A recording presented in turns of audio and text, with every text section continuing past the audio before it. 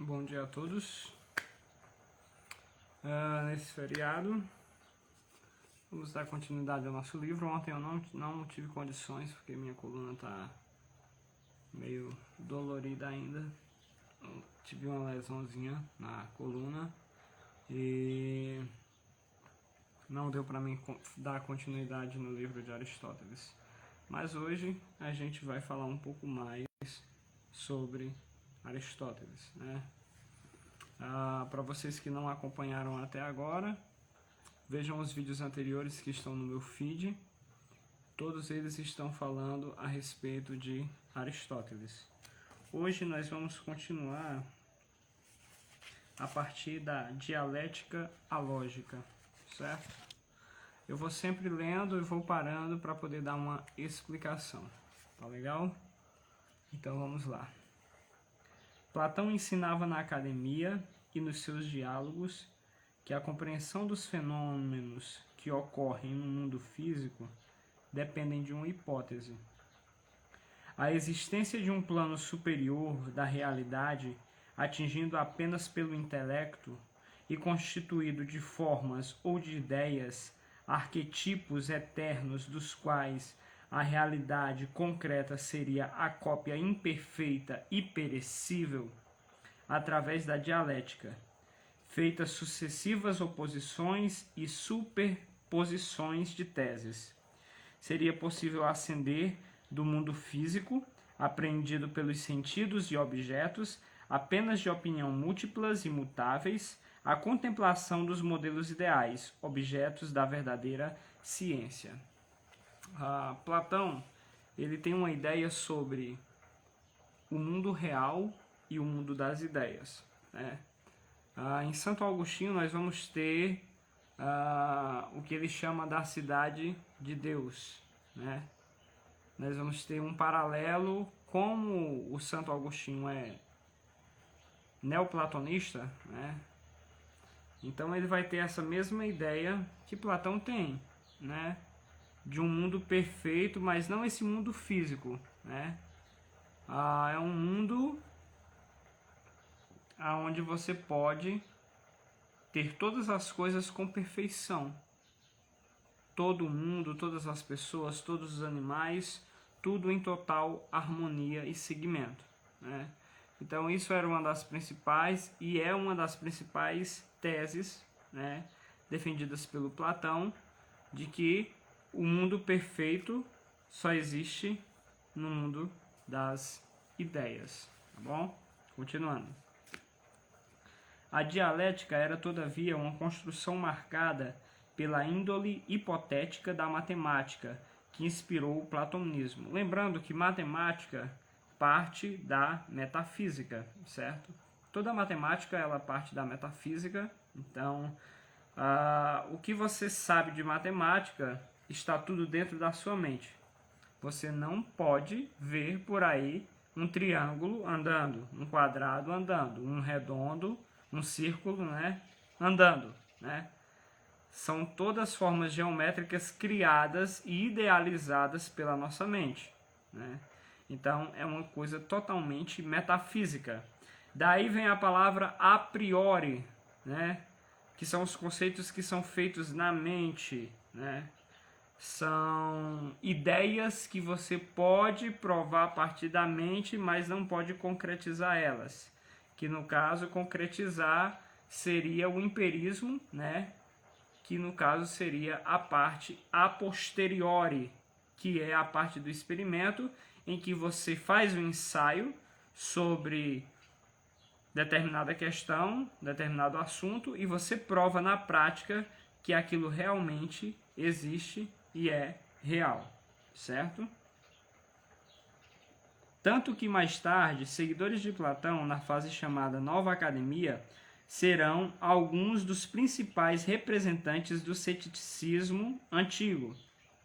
Novas e adversas circunstâncias históricas, resultantes da perda da liberdade política da Grécia, impedirão o otimismo que fizera Platão fundamentar o conhecimento científico no bem. No ápice da pirâmide de ideias, essa superessência era a garantia última de certeza do conhecimento, transmutado em verdade, o que fora inicialmente uma tessitura de afirmação apenas prováveis, mas desde que seja abolida a sustentação do conhecimento no bem não hipotético. O platonismo irá se revelar na formulação dos integrantes da nova academia, terreno propício à frutificação de teses relativistas e céticas. Aristóteles justamente já teria percebido que a dialética platônica só se comprometia com a certeza em última instância, o que conferia ao platonismo sua inquietação permanente e sua flexibilidade, deixando-o, porém, sobre a constante ameaça do relativismo. O projeto aristotélico torna-se, então, o de forjar um instrumento mais seguro para a constituição da ciência, o organon. Nele, a dialética é reduzida à condição do exercício mental que, não lidando com as próprias coisas, mas com as opiniões dos homens sobre as coisas, não pode atingir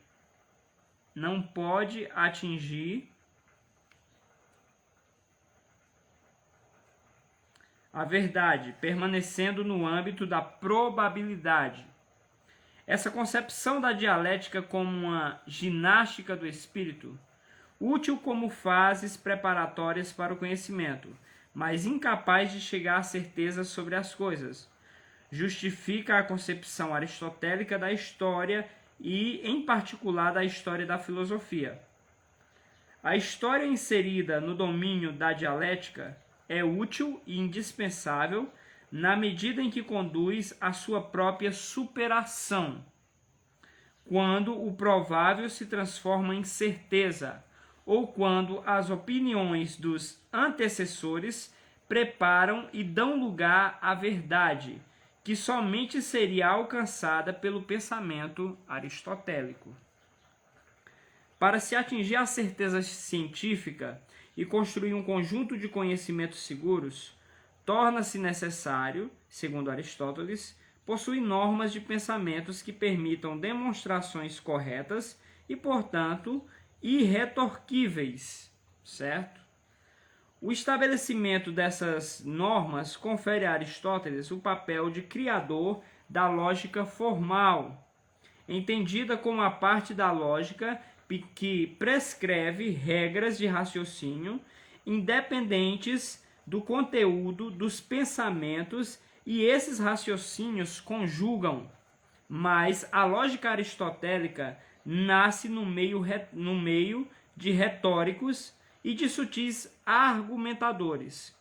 Faz-se necessário, portanto, partir de uma análise da linguagem coerente para identificar seus diferentes usos e, ao mesmo tempo, enumerar os diversos sentidos atribuídos à palavra empregada nas discussões.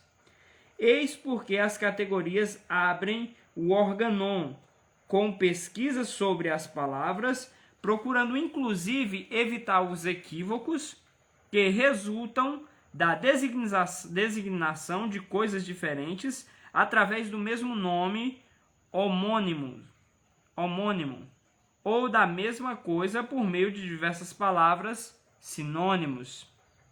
Isso é tudo a parte epistemológica.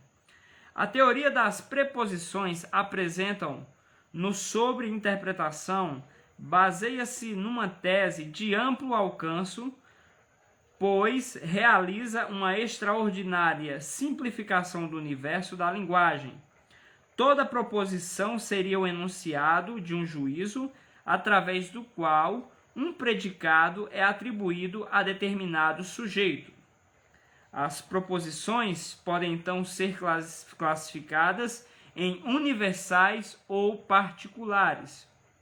Se o atributo é afirmado ou negado do sujeito com um todo, por exemplo, todos os homens são mortais, ou se afirmado ou negado de apenas parte do sujeito, alguns homens são gregos, abre aspas e fecha aspas, perdão, Aristóteles estabelece ainda a distinção entre 5 tipos possíveis de atributos: o gênero, primeiro, a espécie, segundo, a diferença, terceiro, o próprio e o acidente, o quarto e o quinto. O gênero refere-se à classe mais ampla que o sujeito pode pertencer. O homem é um animal, abre aspas, o homem é um animal, fecha aspas. A diferença é que permite situar o sujeito relativamente às subclasses em que se divide o gênero, abre aspas, o homem é animal racional, fecha aspas. Já a espécie constitui a síntese do gênero, e a diferença, o homem, abre aspas, o homem é animal racional. O próprio e o acidente são atributos que não fazem parte da essência do sujeito, pois não dizem o que ele é. Todavia, o próprio guarda em relação àquela essência uma dependência necessária. Abre aspas, a soma dos ângulos internos de um triângulo equivale a 180 graus, fecha aspas.